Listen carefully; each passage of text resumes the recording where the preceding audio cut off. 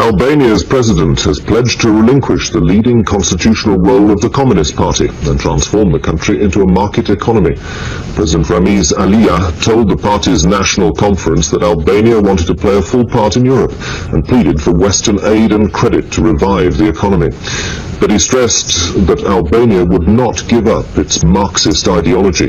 From there, Bill Hamilton reports. A sight that few outsiders have ever had the chance to behold. Albania, one of the most beautiful countries in Europe, yet unquestionably the poorest.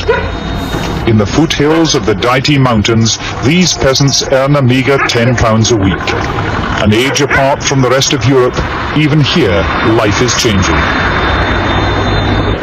New reforms mean they can now keep one animal for their own profit.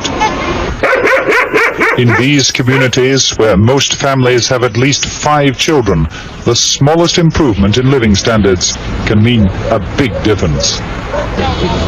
Land, like everything else in Albania, is owned by the state. Agricultural methods outdated and laborious. If oxen pull the carts, then most of the milking is still done by hand. But the arrival of the first milking machine has already put production up 20%. For the workers, there seem few advantages to be gained from all this manual labor. Now, is she allowed to share in any of the profits of the farm?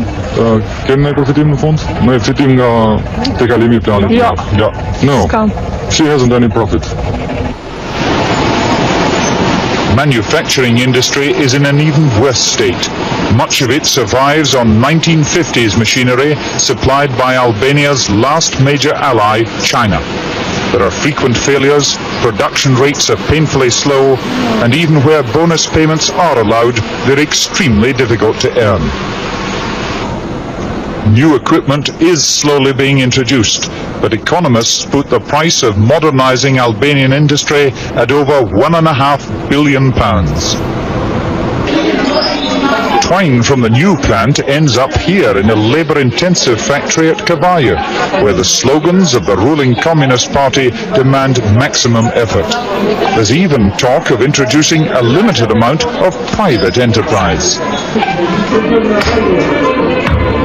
In the capital city, Tirana, the free market economy is undergoing its first nervous steps. With meat strictly rationed, this butcher has been allowed to break from the state monopoly and charge double for everything he sells.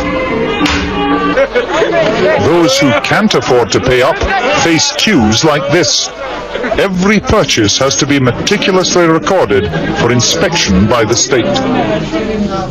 Yet in the shoemakers next door, the owner has turned down the chance to go private. Staying with the state, he says, is the best way to ensure a reliable source of supply. I get my materials from the state, and they're very hard to come by. Albanian paranoia about invasion from the outside world is finally over. Thousands of concrete pillboxes like these, which protect every village and every factory, are to be demolished. Albania has decided that joining the new Europe is the only way to stave off economic disaster.